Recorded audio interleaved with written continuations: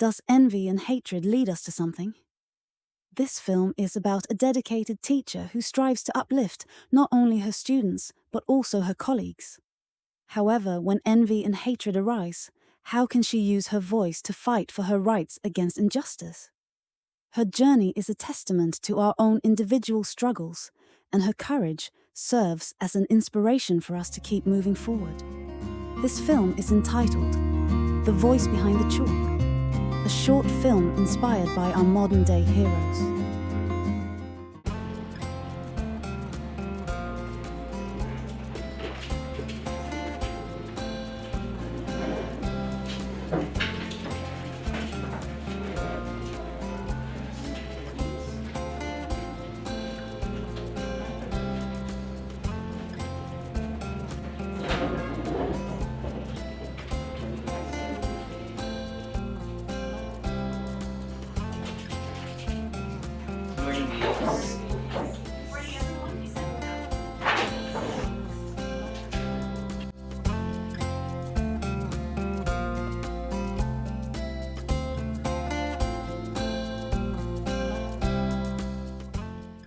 So gusto ko ma-compliment ang isang faculty din natin, which is Rose, for being such an amazing teacher sa aton yung mga student. And also nakakabit ng public feedback kalit sa mga iban yung mga teachers nga grabe namin bigyan ko ng aking mga pag-handle sa ilang. At pinabuligan naman sila sa mga lesson plans. And ikapasalamat ko sa mga presents because dako gina siya kabulisan ng mga teachers. So padayon lang sa maayong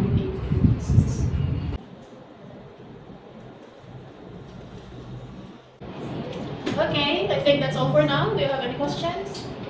Okay, so you can fix your things and thank you for your presence. Thank you so much. Enjoy your day.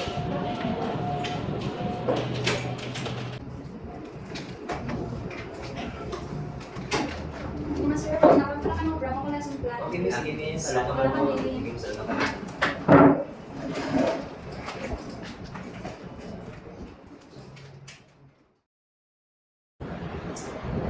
Batihan mo ito dito. Oo eh.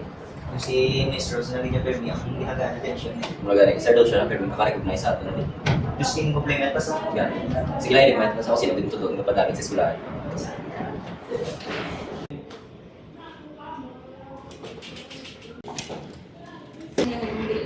Oh, Miss. Mga black at ang midway is famous lang.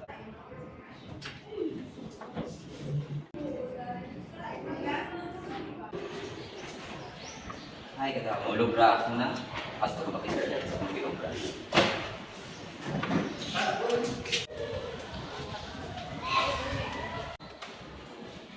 Good morning. May mga klase? Wala. Pero dumula ako. Naliman na nagulado ka na yun. Ay, nakakapagit. Hindi pa ba na? Kainin pa na nasa. Dan naliman. Ipo, brato na ito sa bilat-bilat. Ito mga israw. Sa bagay, sakit na sa kuno na. Ako, brat siya ka. Ata.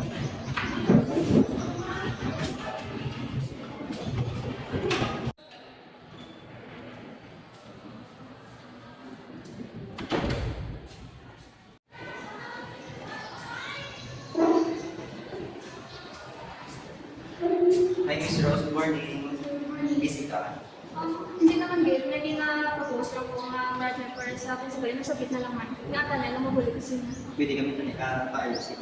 Ipacheck ka rin naman ako na wala bravo. Hindi naman maintindihan. Mga republikin sa sa mga nasunan rin nga. Kaya hindi nga nila mo yung sindihan. Ito din lang mo kung ay inubulig, miss. Daan na lang. Ang imo ko rin, miss nga. Dabi, submit mo na sa tapos. Oo, i-submit na lang. Nang bali kami na naman submit para hindi ka naman kudayan. Ito ka lang sa inyo. Yes, miss, yours. Sige, thank you. Miss, thank you man, miss. Nakasang miss, thank you. Thank you. Hi, kadaman ako, bravo. Kaya ko ni Alha. Hi, kadaman ako.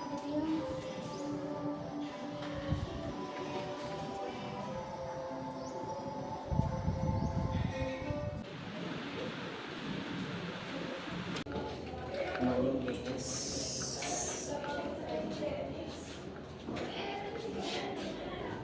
Miss Principal, so may hari kami gali proposal na project. So pwede mo sa malantaw.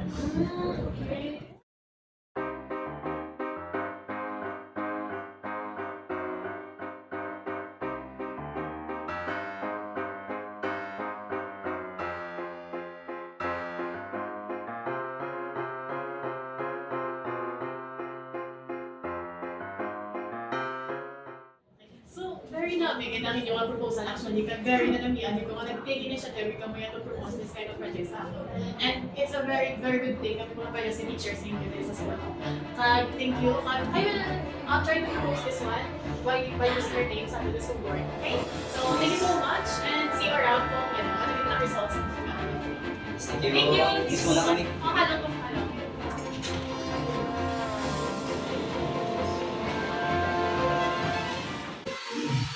Gusto ko kayo ni Mr. Rose na Cobra namin sa inyo. Tsaka Mr. Bernard. Nag-text ka niyo, sir.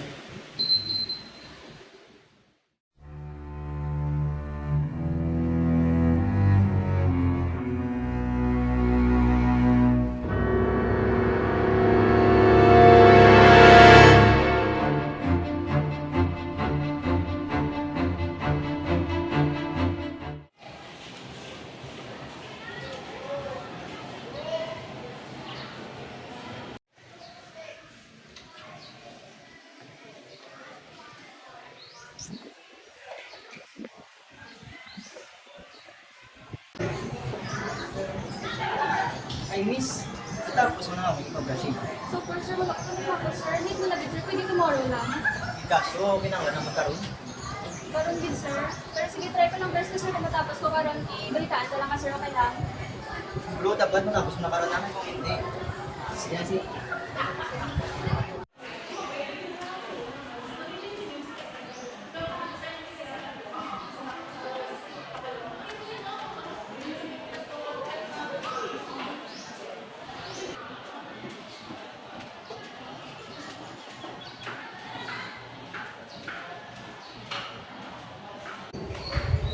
Gusto ko matapos yung teacher naman, ano yung mga ko ba na? Hindi mo na mo.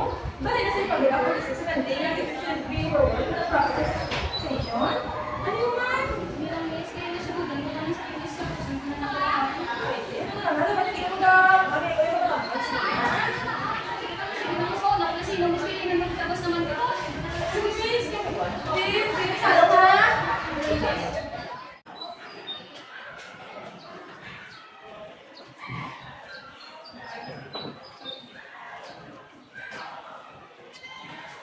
Miss, gusto na miss na. Dito ko na ako. Dito sa hindi ko na nagakon. Tapos ko sa miss, galing na kakapoy lang niya. May tinagaw ko sa kitapos. Ang gawas, wala lang yung nagdito. Kasi ito kikapoy, din siya. May pagtapos mo ko. Makabuhay ka naman. Nalinis. Kaway pa ako.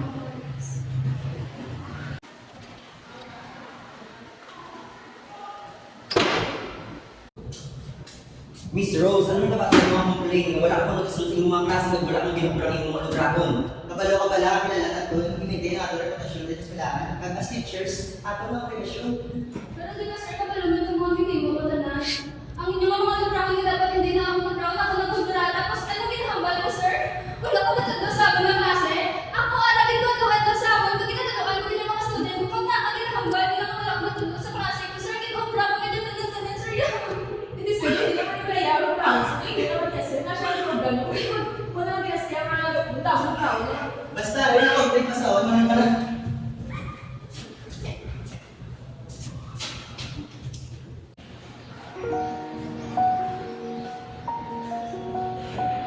Hindi sa student ko nila ako mag-years na nila. Hindi mo matagal na ang bagay ko naman ako natutulog. Matagal ako dito kasi sila. Kaya nadala ko ako mga students. Nagpapalit sila wala akong ginagawa akong duties. Sige na nakita ko na namin. Ganyan natatagal. Ganyan bisa din ako nagabra ako ginagawa ako. Ang experience ko mabuti ka na nabuhat. Sige lang kasi, ito na ako kasi bago pero wala na akong tulog ng pinakailangan natin. Iba lang action na naman tayo. Ang sa kakaka-advise ng mga kaya may hindi naman.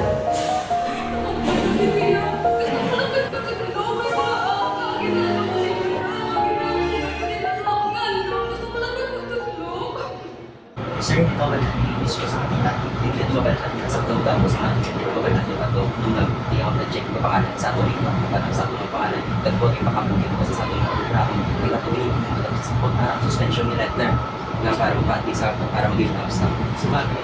Pero, at kita lang nakaalam sa mga sige saling na sige sige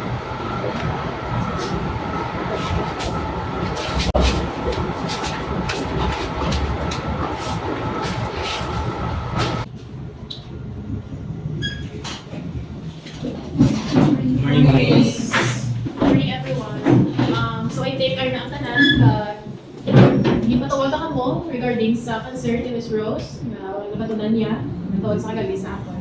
So, pwede ko makita ang letter na ginamano mo sa akin ni Ms. Rose. Miss, pag miss na naka-receive ko naman letter without proper proceedings. So, upon checking here, I think this letter, if this is really yun, authentic, tagtuod, na mag-agi siya na sa akin before mag-cut sa imo. As I remember, nung wala ko ata, pinabato yung letter regarding anyone's suspension man sa aton nga school. So, di mo ko ang letter na ini. Sila na Miss Robles, Sir Bernardo nakatira sa akin, Miss. Okay. So, sir, paano natin nabato na kami yung letter? Miss Principal, wala kami idea sa mga kamuda nga letter. Kaya din ko lang na sa amon. Kaya ginatagal na may Miss Rose. Kaya Wala naman ko sa daw nag-miss ng complaint, so nag-diretso na lang sa iyo. So, kung ano wala man nakabalo, kung di nahalin ang letter. So, kinanglan, ginaton na ng tawon kung tuon din man wala yung letter. Pero miss, I think wala sa gasag isang tuod. Hindi may pilin siya mga miss nga gumawa tuod nga ang mutong iba nga sila dyan nagbuat sa letter sa Miss Rose. Ano nang ebidensya? Ari miss.